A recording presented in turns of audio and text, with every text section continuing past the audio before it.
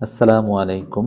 Commerce learning সেন্টারের পক্ষ থেকে আমি কাজী জহিরুল ইসলাম কমার্সের সকল শিক্ষার্থীকে জানাই আন্তরিক শুভেচ্ছা ও অভিনন্দন। প্রিয় শিক্ষার্থী বন্ধুরা, হিসাব বিজ্ঞানের যে থিম সং রয়েছে সেটা হচ্ছে অ্যাকাউন্টিং ইকুয়েশন বা হিসাব সমীকরণ। আমাদের আজকের পাঠ্য বিষয় হচ্ছে অ্যাকাউন্টিং ইকুয়েশন বা হিসাব সমীকরণ কি।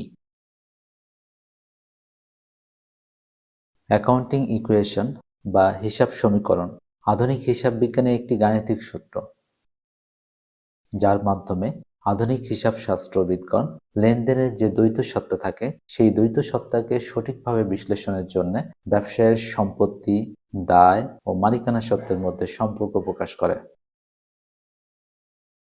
সেদিক বিবেচনায় মূল হিসাব সমীকরণটি হবে এ ইকুয়াল টু ই, অর্থাৎ এ বলতে টোটাল অ্যাসেটকে বোঝাচ্ছে আর ই বলতে টোটাল ইকুইটি বোঝায়।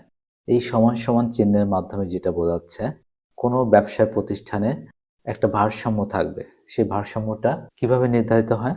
ওই প্রতিষ্ঠানের যে সম্পদ থাকে সেই সম্পত্তি মূলত তৈরি হয় আরেকটা পক্ষ, যেটাকে আমরা টোটাল ইকুইটি বলি। অর্থাৎ মোট সম্পদ সমান সমান মোট স্বত্বাধিকার। মোট স্বত্বাধিকারের কারণেই কিন্তু ওই প্রতিষ্ঠানে মোট সম্পদ তৈরি হয়ে থাকে। এই কথাটি অন্যভাবে বলা যায়, একটি প্রতিষ্ঠানের মোট সম্পত্তি বা টোটাল অ্যাসেট এর উপর বিভিন্ন পক্ষের মোট দাবি বা অধিকারকেই কিন্তু মোট স্বত্বাধিকার বা টোটাল ইকুইটি বলা হয়। অর্থাৎ ওই প্রতিষ্ঠানের সম্পত্তির উপর বিভিন্ন পক্ষের দাবি বা অধিকার থাকে, যাকে আমরা ইকুইটি হিসেবে বলে থাকি। সাধারণত একটি প্রতিষ্ঠানের মোট সম্পত্তির উপর দুটি শ্রেণীর দাবি বা অধিকার থাকে, যেমন ১.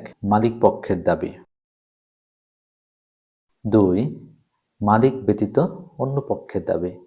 তার মানে এই দুটো দাবির মাধ্যমেই কিন্তু ইকুইটি সৃষ্টি হয়ে থাকে। সেই দাবির আলোকেই মূল হিসাব সমীকরণের বর্ধিত রূপ হবে এরকম: এ ইকুয়াল টু এল প্লাস ওই। শিক্ষার্থী বন্ধুরা, এখানে দেখা যাচ্ছে ই এর পরিবর্তে এল প্লাস ওই চলে এসেছে। তার মানে এল এবং ওই দুটি পক্ষ, এই দুটি পক্ষের দুটি দাবি, যার মাধ্যমে কিন্তু ই এর সৃষ্টি হয়ে থাকে। এখানে এ সমান সমান টোটাল অ্যাসেট বা মোট সম্পত্তি বোঝায়, অর্থাৎ মোট সম্পত্তির এগেনস্টে যে ভারসাম্য সৃষ্টি করে সেটা হচ্ছে এল, অর্থাৎ টোটাল লায়াবিলিটি বা মোট দায়, এবং ওই অর্থাৎ ওনার্স ইকুইটি। ওনার্স ইকুইটি বলতে মালিকানা সত্ত্ব।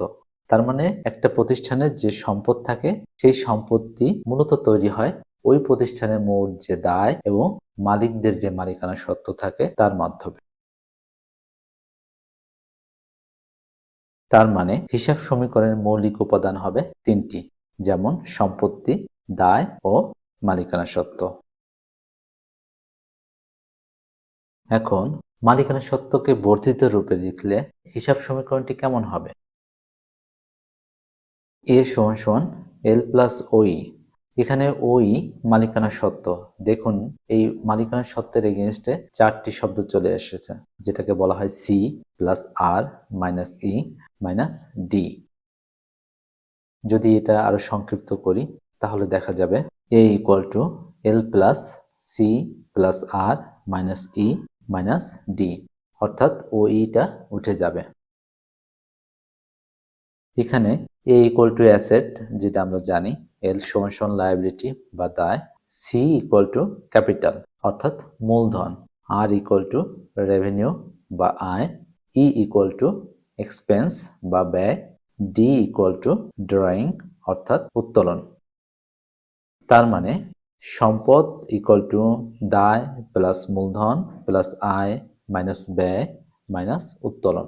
এখানে দেখা যাচ্ছে প্রতিষ্ঠানের ওই বা ওনার্স ইকুইটি বা মালিকানা সত্ত্ব মূলত ওই প্রতিষ্ঠানের মূলধন, আয়, ব্যয় এবং উত্তোলন, এই চারটা শব্দের মাধ্যমেই কিন্তু প্রভাবিত হয়ে থাকে।